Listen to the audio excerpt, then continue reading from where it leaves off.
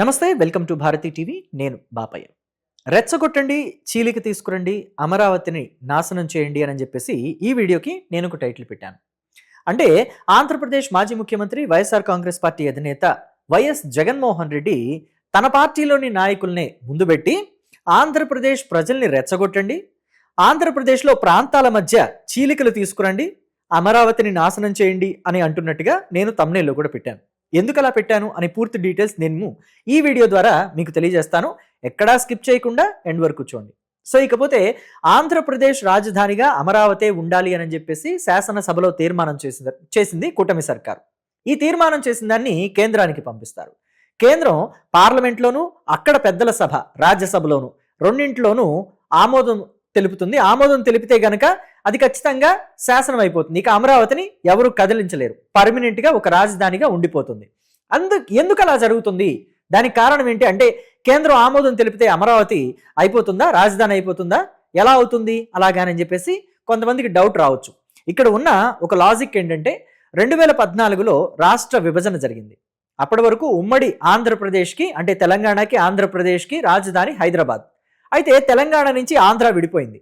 తెలంగాణలోనే హైదరాబాద్ ఉంది కాబట్టి హైదరాబాద్ని తెలంగాణకి రాజధానిగా ఉంచి ఆంధ్రప్రదేశ్కి 10 ఏళ్ల పాటు ఉమ్మడి రాజధానిగా హైదరాబాద్ ఉంచారు. ఇది విభజన చట్టంలో ఉంది. 10 ఏళ్ల పాటు అంటే 2014 నుంచి 2024 వరకు. సో కాబట్టే అప్పుడు జగన్మోహన్ రెడ్డి తను సీఎంగా 2019లో ఎన్నికైన తర్వాత ఆంధ్రప్రదేశ్కి ఒక రాజధాని కాదు 3 రాజధానులు ఉండాలి అని చెప్పేసి ఒక తీర్మానం చేసిన దాన్ని అంటే ఒక బిల్లు పెట్టి అక్కడ ఆమోదించుకొని దాన్ని మళ్ళీ శాసన మండలికి పంపించిన అక్కడ రిజెక్ట్ అయినప్పటికీ కూడా ఆయన కోర్టులకు వెళ్ళినప్పటికీ కూడా ఏం చేసినా కానీ ఎందుకు చెల్లుబాటు కాలేదు అని అంటే అప్పుడు ఆంధ్రప్రదేశ్కి ఉమ్మడి రాజధానిగా అంటే తెలంగాణకి ఆంధ్రప్రదేశ్కి ఉమ్మడి రాజధానిగా హైదరాబాద్ అనే రాజధాని ఉంది. అందుకే అప్పుడు చెల్లుబాటు కాలేదు.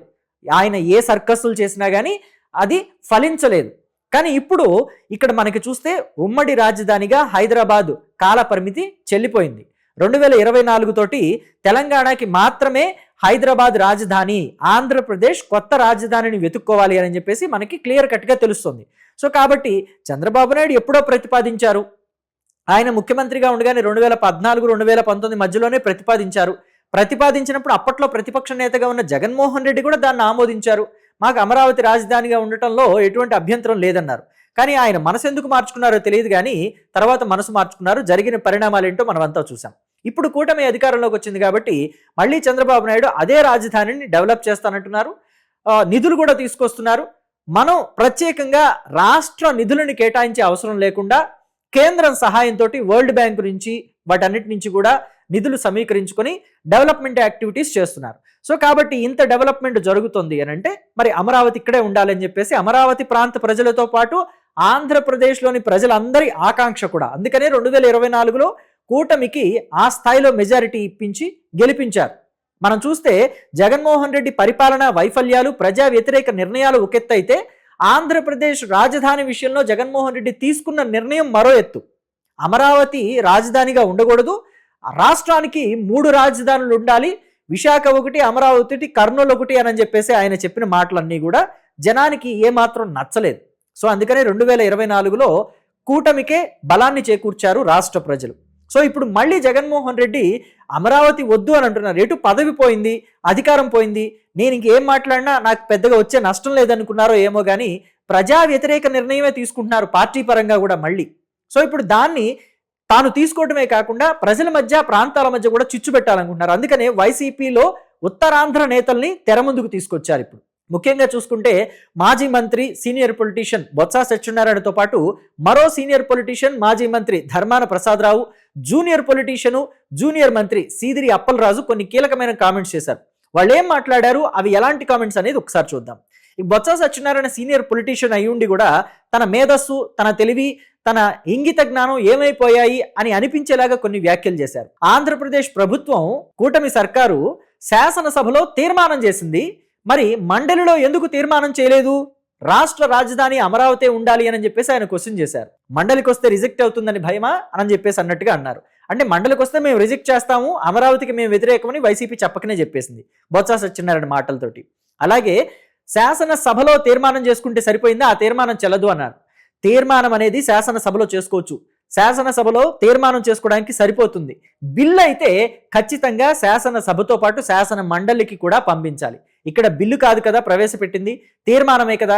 ఎందుకని రాష్ట్ర ప్రజలందరినీ కూడా డీవియేట్ చేయడానికి, ఒక కన్ఫ్యూజన్లోకి నెట్టడానికి బొత్స సత్యనారాయణ ఇలాంటి కామెంట్స్ చేస్తున్నారు. సీనియర్ పొలిటీషియన్ అయ్యుండి ఎన్నిసార్లు మంత్రిగా పనిచేశారు, రాజశేఖర రెడ్డి టర్మ్లో పనిచేశారు, కిరణ్ కుమార్ రెడ్డి టర్మ్లోనూ మంత్రిగా పనిచేశారు, రోసై టర్మ్లో పనిచేశారు మంత్రిగా, అలాగే జగన్మోహన్ రెడ్డి టర్మ్లో కూడా 2 సార్లు చాలా మందిని మార్పులు చేర్పులు చేసి తీసి పడేశారు. కానీ జగన్మోహన్ రెడ్డి మంత్రులుగా అంటే బొత్స సత్యనారాయణకి 2 టర్ముల్లోనూ మంత్రిగా అవకాశం కల్పించారు కదా. మరి ఆయనకి తెలియదా తీర్మానానికి బిల్లుకి తేడా అని చెప్పేసి ఆంధ్రప్రదేశ్ ప్రజలంతా మాట్లాడుకుంటున్నారు. మళ్ళీ పైగా బొత్స ఏమంటున్నారంటే రాజధాని అనేది రాష్ట్రాల ఇష్టం, కేంద్రంతో పని లేదు అంటున్నారు. కేంద్రంతో పని లేదని ఎలా చెప్తారు? ఈ ఆమోదం పొందిన బిల్లు ఏదైతే ఉందో, అంటే విభజన చట్టాల ప్రకారం తెలంగాణలోని హైదరాబాదు తెలంగాణకి ఆంధ్రప్రదేశ్కి ఉమ్మడి రాజధాని అని చెప్పేసి ఆనాడు పెట్టింది కూడా మరి కేంద్రమే కదా, కేంద్రంలో ఉన్న కాంగ్రెస్ పార్టీయే కదా ఆనాడు విభజన చట్టంలో పెట్టింది. మనం ఇంకా చూస్తే అసలు మనం తమిళనాడు నుంచి విడిపోయాం. మద్రాస్ ప్రెసిడెన్సీ అంటే మద్రాసే మన ఆంధ్రప్రదేశ్కి కూడా అప్పట్లో క్యాపిటల్. మరి ఆ మద్రాస్ ప్రెసిడెన్సీ నుంచి మనం విడిపోయి వచ్చినప్పుడు ఫస్ట్ కర్నూలు అని చెప్పేసి రాజధానిని అనౌన్స్ చేశారు. ఆ అనౌన్స్ చేసింది ఎవరు? కేంద్రమే కదా. ఆ తర్వాత కర్నూలు కాదని హైదరాబాద్ షిఫ్ట్ చేశారు. షిఫ్ట్ చేసింది కూడా కేంద్ర ప్రభుత్వం ఇష్టంతోనే కదా. మళ్ళీ ఇప్పుడు ఆంధ్రప్రదేశ్ తెలంగాణ విడిపోతే తెలంగాణ ఉమ్మడి ఆంధ్రప్రదేశ్లో తెలంగాణలో హైదరాబాద్ ఉమ్మడి ఆంధ్రప్రదేశ్ నిర్ణయించింది కూడా కేంద్రమే కదా. ఇంకా కేంద్రానికి పని లేదు, కేంద్రం ఇష్టం లేదని చెప్పేసి బొత్స ఎలా చెప్తారని చెప్పేసి కొంతమంది క్వశ్చన్ చేస్తున్నారు. అయితే ఇక్కడ ఇంకో అంశం ఏంటంటే తీర్మానం చేసి రాష్ట్ర ప్రభుత్వం కేంద్రానికి పంపించి కేంద్రంలో బిల్లు ఆమోదం పొందిన తర్వాత ఇక దానికి తిరుగులేదు, అది పాశుపతాస్త్రం లాంటిదని చెప్పేసి ఇంకొంతమంది చెప్తున్నారు. అయినా బొత్స సత్యనారాయణ మంత్రిగా పనిచేసిన వ్యక్తికి ఇవన్నీ తెలియదా? అసలు ఇప్పుడు కేంద్ర ప్రభుత్వం ఎంత ప్రతిష్టాత్మకంగా తీసుకుంది ఈ అమరావతి అనే విషయాన్ని కూడా. దాన్ని ప్రతిష్టాత్మకంగా తీసుకుంది కాబట్టే నిధులన్నీ కూడా వరల్డ్ బ్యాంకుకి తానే అడ్డం ఉండి నిధులు ఇప్పిస్తోంది కదా. దాన్ని ఎందుకని పరిగణించట్లేదు బొత్స సత్యనారాయణ? సో ఇంకొక మాట కూడా మాట్లాడారు. నిధులన్నీ తీసుకొచ్చి అమరావతిలోనే పెడుతున్నారు, డెవలప్మెంట్ అంతా ఇతర ప్రాంతాల్లో మర్చిపోయారని చెప్పేసి. సరే, ఇది కరెక్టే అనుకుందాం. ధర్మాన ప్రసాదరావు ఈ మాట మాట్లాడారు. లక్షల కోట్ల నిధులు తీసుకెళ్లి అమరావతిలో కట్టడాలకి అన్నింటికీ ఉపయోగిస్తున్నారు అని చెప్పేసి అన్నారు. మరి గతంలో కూడా జగన్మోహన్ రెడ్డి ముఖ్యమంత్రిగా ఉన్నప్పుడు శాసనసభలో ధర్మాన ప్రసాదరావు మాట్లాడింది ఇదే. నిధులన్నీ తీసుకెళ్లి చంద్రబాబు నాయుడు అమరావతిలో పెట్టాడు, వేల కోట్లు లక్షల కోట్ల నిధులు అక్కడ ఖర్చు పెడుతున్నారు, మా ప్రాంతాల్లో పిల్లలు ప్రజలు ఏమైపోవాలి, మాకు మౌలిక వసతులు వద్దా అని చెప్పేసి మాట్లాడారు. మరి జగన్మోహన్ రెడ్డి 2019లోనే 3 రాజధానులు అని చెప్పేసి అనౌన్స్ చేశారు. అక్కడి నుంచి 2024 వరకు ఉత్తరాంధ్రలో జగన్మోహన్ రెడ్డి కావచ్చు, వైసీపీ ప్రభుత్వం కావచ్చు, ఏమేం నిధులు కేటాయించింది, ఎక్కడెక్కడ డెవలప్మెంట్ యాక్టివిటీస్ చేపట్టింది, ఎన్ని కంపెనీలు తీసుకొచ్చింది, ఎంత ఉద్యోగాలు ఇప్పించింది, ఏ స్థాయిలో అభివృద్ధి జరిగింది అని అంటే ఏమన్నా సమాధానం చెప్పగలరా ధర్మాన ప్రసాదరావు? ఇక సీదిరి అప్పలరాజు అయితే ఈ రెచ్చగొట్టడం ధోరణి అనేది నెక్స్ట్ లెవెల్ అని చెప్పొచ్చు. సీదిరి అప్పలరాజుది. ఎవరైతే నిధులన్నీ తీసుకెళ్లి అక్కడ పెట్టేసి అమరావతిలో అమరావతి రాజధాని అంటున్నారో వాళ్ళని కాల్చి పారేయాలి అని చెప్పేసి మాట్లాడుతున్నారు. అంటే ఈ రౌడీయిజం చేసి ప్రాంతాల మధ్య రెచ్చగొట్టే ధోరణిని తీసుకొచ్చి, ఇప్పుడు ఆయన ఉత్తరాంధ్రకి చెందిన నాయకుడు కాబట్టి అమరావతి ప్రాంతం అంటే ఉభయ గోదావరి జిల్లాలు, కృష్ణా గుంటూరు జిల్లాలో నాయకులు, వైసీపీ నాయకులు కావచ్చు, టీడీపీ నాయకులు కావచ్చు, రెచ్చిపోయి ఉత్తరాంధ్ర వాళ్ళతో గొడవలు పెట్టుకోవాలనా? ఉత్తరాంధ్ర అంటే మాకు సపరేట్ ఉత్తరాంధ్ర కావాలని చెప్పేసి ఇంకొకళ్ళు రావాలా? మళ్ళీ ఉద్యమాలు తెరలేపాలా? ఇలా ఉద్యమాలకు తెరలేపితే రేపు కంపెనీలు ఎవరైనా వస్తారా? ఆంధ్రప్రదేశ్లో పెట్టుబడులు పెడతారా? ఇది జగన్మోహన్ రెడ్డి కుట్ర, ఇది జగన్మోహన్ రెడ్డి వైఖరి ఆంధ్రప్రదేశ్ ప్రజల పట్ల, ఆంధ్రప్రదేశ్ రాష్ట్రం పట్ల. దీన్ని ఖచ్చితంగా ఆంధ్రప్రదేశ్ ప్రజలంతా కూడా అర్థం చేసుకోవాలి. జగన్మోహన్ రెడ్డి కేవలం తన స్వార్థ రాజకీయాల కోసం రాష్ట్ర ప్రజలని రెచ్చగొడుతున్నారు. రాష్ట్ర ప్రజల మధ్య, రాష్ట్రంలో ప్రాంతాల మధ్య, కులాల మధ్య చిచ్చు పెట్టాలని చూస్తున్నారు. ఈ వైఖరి ఖచ్చితంగా తప్పు అని చెప్పేసి పొలిటికల్ అనలిస్టులు అంతా కూడా చెప్తున్నారు. సో దీని పట్ల మీ అభిప్రాయాన్ని క్లియర్ కట్గా మెన్షన్ చేయండి. రాష్ట్రానికి రాజధాని ఒక్కటే ఉండాలా, రాజధానులు 3 కావాలా?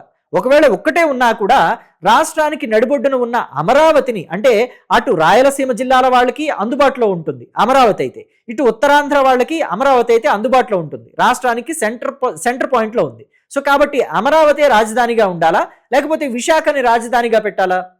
రాజధాని డెవలప్మెంట్ కోసం చంద్రబాబు నాయుడు ఎక్కడా కూడా రాష్ట్రం బడ్జెట్ ఏదైతే ఉంటుందో దాంట్లోంచి నిధులు పెట్టకుండా కేవలం వరల్డ్ బ్యాంక్ నుంచి నిధులు తీసుకొచ్చి ఉపయోగిస్తూ సెల్ఫ్ డెవలపింగ్ క్యాపిటల్ గా దాన్ని ఎదిగేలాగా చేయాలని చూస్తున్నారు. అది కరెక్ట్ అంటారా, లేకపోతే అసలు డెవలప్మెంట్ చేయకుండా వదిలేసి ఊరుకోవాలంటారా? దీని విషయంలో మీ అభిప్రాయాన్ని క్లియర్ కట్గా తెలియచేయండి. Thank you.